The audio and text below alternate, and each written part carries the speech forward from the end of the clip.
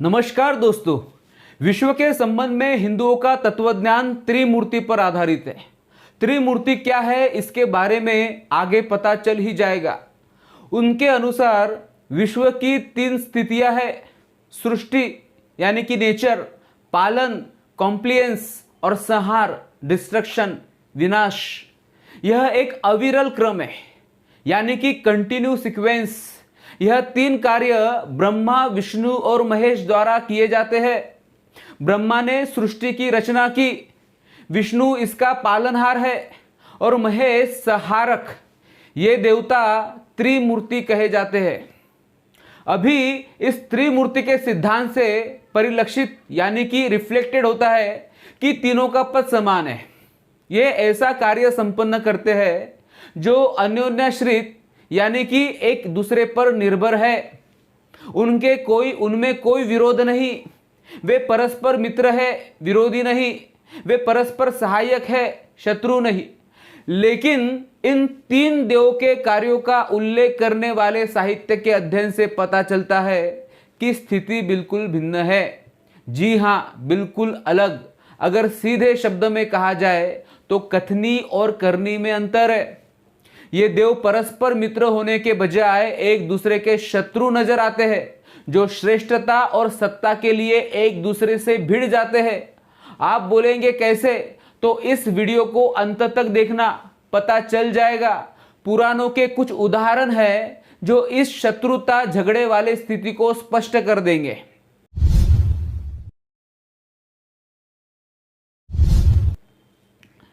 एक समय था जब विष्णु और शिव की अपेक्षा ब्रह्मा परम देव थे। ब्रह्मा को जगत नियंता बताया गया है, अर्थात प्रथम प्रजापति। वे शिव के भी जनक है और विष्णु के भी स्वामी। यदि विष्णु सृष्टि के पालक है तो इसका आदेश उन्हें ब्रह्मा से मिला है। ब्रह्मा का परम पद ऐसा पद है कि रुद्र और नारायण तथा कृष्ण और शिव के बीच विवाद पर निर्णय ब्रह्मा देते हैं। लेकिन इतना ही ध्रुव सत्य है कि कालांतर में ब्रह्मा का शिव और विष्णु से संघर्ष हुआ और आश्चर्य है कि अपने विरोधियों के समक्ष उन्हें अपनी श्रेष्ठता से हाथ धोना पड़ा। विष्णु के साथ उनके संघर्ष के दो उदाहरण हैं। पहला, अवतारों की कथा। अवतारों के विषय में ब्रह्मा और विष्णु में कंपटीशन है। मानवता को आपदाओं से रक्षा दिलाने हेतु अवतार सिद्धांत ब्रह्मा के अवतार से आरंभ होता है। कहा जाता है कि उन्होंने दो अवतार लिए थे, एक वाराह और दूसरा मत्स्य। परंतु विष्णु भक्त यह मानने को तैयार नहीं। उनका कथन है कि ये अवतार ब्रह्मा ने नहीं अपितु विष्णु ने लिए थे। उन्हें इन्हीं अवतारों से संतोष नहीं हुआ। उन्होंने कहा कि विष्णु ने और भी अवतार लिए हैं। पुराणों में विष्णु के अवतार बताने की होड़ सी लग गई। विभिन्न पुराणों में अवतारों के भिन्न भिन्न सूचियां दी गई है, जो इस प्रकार है। हरिवंश के अनुसार विष्णु के 6 अवतार है। एक वाराह, दूसरा नरसिंह, तीसरा वामन, चौथा परशुराम, पांचवा राम और छठवां कृष्ण। नारायणी आख्यान के अनुसार विष्णु के 10 अवतार है, जिसमें एक हंस, दूसरा कुरुम, तीसरा मत्स्य, चौथा वाराह, पांचवा नरसिंह, छठवां वामन, सातवां परशुराम, आठवां राम, नौवां कृष्ण और 10वां कल्कि। वाराह पुराण ने भी विष्णु के 10 अवतार बताए हैं, जिसमें एक कुर्म, दूसरा मत्स्य, तीसरा वाराह, चौथा नरसिंह, पांचवा वामन, छठवां परशुराम, सातवां राम, आठवां कृष्ण और 9वां बुद्ध और 10वां कल्कि। वायु पुराण के अनुसार विष्णु के 12 अवतार है, जिसमें एक नरसिंह, दूसरा वामन, तीसरा वाराह, चौथा कुर्म, पांचवा संग्राम, छठवां आदिवाक, सातवां त्रिपुरारी, आठवां अंधकार, 9वां ध्वज, 10वां वर्त, 11वां हलाहल और 12वां कोलाहल।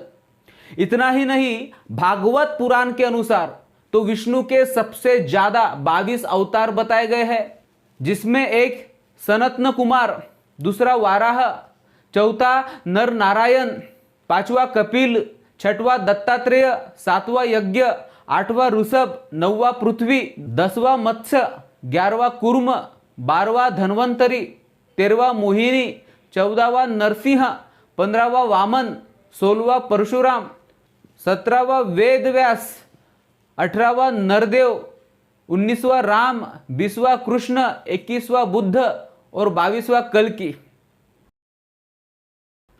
दूसरी लड़ाई सर्वप्रथम जन्म धारण करने की है। इसका उल्लेख स्कंद पुराण में है। कथा इस प्रकार है कि एक बार विष्णु देवी के वक्षस्थल पर सो रहे थे। उनकी नाभि से एक कमल प्रकट हुआ और वह पुष्प जल की सतह पर आ गया। उसमें ब्रह्मा प्रकट हुए। उन्होंने जब यह देखा कि इस अनंत में कोई जीव नहीं है तो उन्होंने सोचा सर्वप्रथम वे ही उत्पन्न हुए हैं, और इस प्रकार उन्होंने अपने को भावी सृष्टि से पूर्व जन्मा बताया। फिर भी यह निश्चय करने के लिए कि उनकी प्रमुखता को कोई चुनौती कौन दे सकता है, तो उन्होंने कमल नाल को खींचा तो विष्णु को सोता हुआ पाया। उन्होंने जोर से पूछा, वह कौन है? विष्णु ने कहा, मैं सबसे पहले जन्मा हूं। और जब ब्रह्मा ने अपने को पूर्व जन्मा बताया तो दोनों में युद्ध छिड़ गया। तभी महेश प्रकट हुए और कहा, पहले मेरा जन्म हुआ है, परंतु मैं तुम दोनों में से किसी के लिए भी यह स्थिति त्यागने के लिए तैयार हूं। यदि तुम में से कोई मेरी शिखा तक अथवा मेरे पांव के तलवे तक पहुंच जाए। ब्रह्मा तुरंत तैयार हो गए, किंतु वे थक गए। पर बिना बात की बात वह अनिश्चुक हो गए, इसलिए उन्होंने अपना दावा त्याग किया।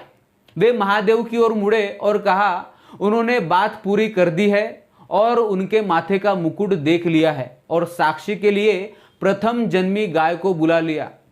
इस दर्प और झूठ पर शिव को क्रोध आ गया और उन्होंने कहा कि ब्रह्मा की कोई पूजा नहीं होगी और गाय का मुख विकृत हो जाएगा।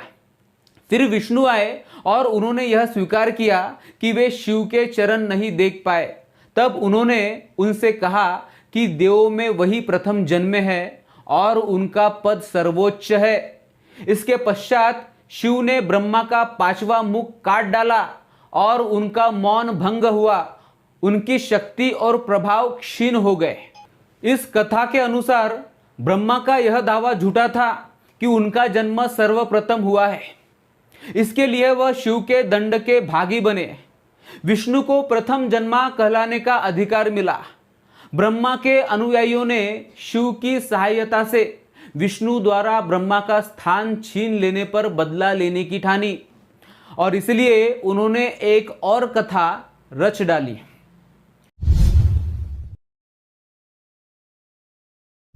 जिसके अनुसार विष्णु ब्रह्मा के नथुनों से सूकर रूप से उत्पन्न हुए हैं और स्वाभाविक रूप से वाराह बन गए।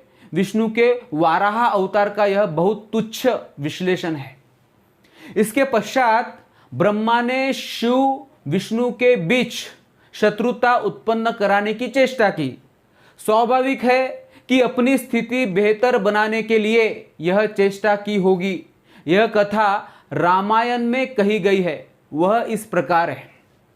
जब राजा दशरथ मिथिलापति जनक, जिसकी पुत्री से राम का विवाह हुआ था, से विदा लेकर अपने राज्य को लौट रहे थे तो उनके समक्ष अपशकुन हुए।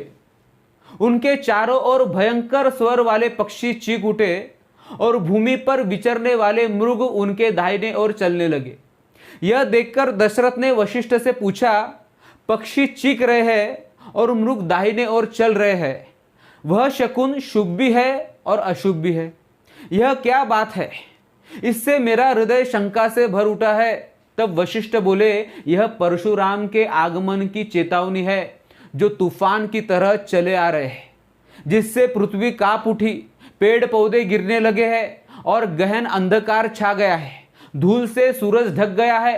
परशुराम सामने से आ रहे हैं, बड़े भयानक दिख रहे हैं। कंधे पर फारसा और धनुष बाण है। दशरथ ने उनका सम्मान पूर्वक अभिवादन किया, जिसे परशुराम ने स्वीकार कर लिया और दशरथ पुत्र राम की ओर बढ़े।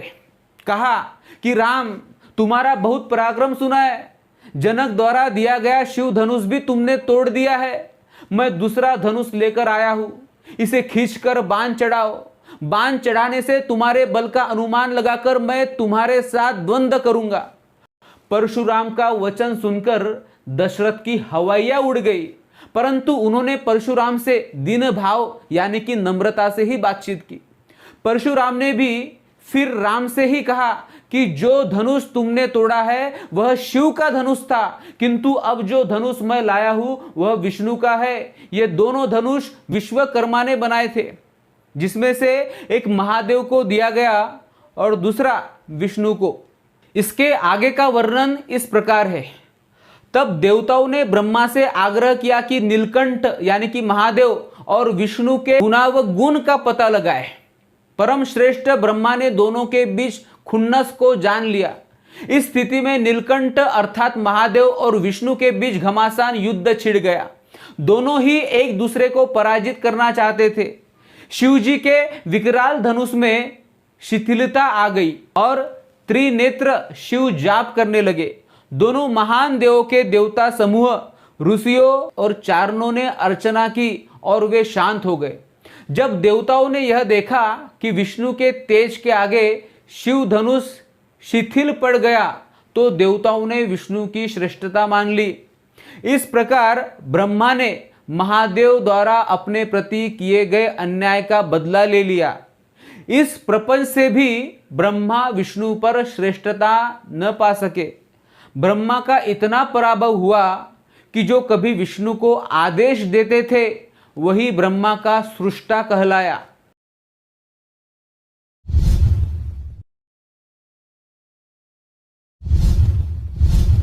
शिव के साथ हुए श्रेष्ठता संघर्ष में भी ब्रह्मा की वैसी ही गत बनी।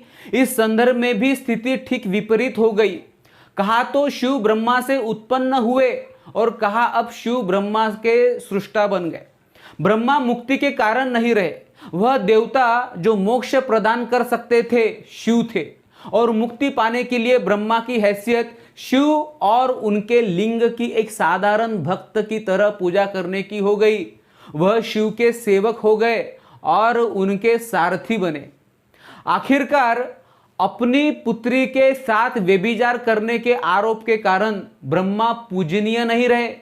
भागवत पुराण में इस लांछन का उल्लेख इस प्रकार है।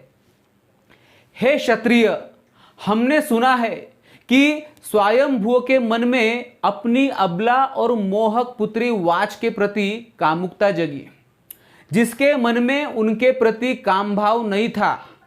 ऋषियों और मारीची के नेतृत्व में अपने पिता के कुकर्म पर उनके पुत्रों ने उन्हें फटकारा। तुमने ऐसा कुकर्म क्यों किया जो तुमसे पहले किसी ने नहीं किया, न तुम्हारे बाद कोई ऐसा करेगा? क्या तुम्हें विधाता होते हुए अपनी पुत्री से ही विषय भोग करना था? क्या तुम अपने उन्माद को रोक नहीं सकते थे?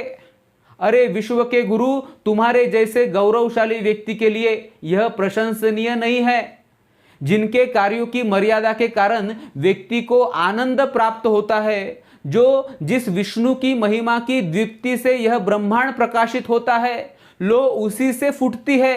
उसे विष्णु धर्म परायणता को बनाए रखना चाहिए। अपने पुत्रों के व्यवहार को देखकर जो प्रजापतियों के स्वामी से ऐसा कह रहे थे, प्रजापति शर्म से गड़ गए और अपने शरीर का विखंडन कर दिया।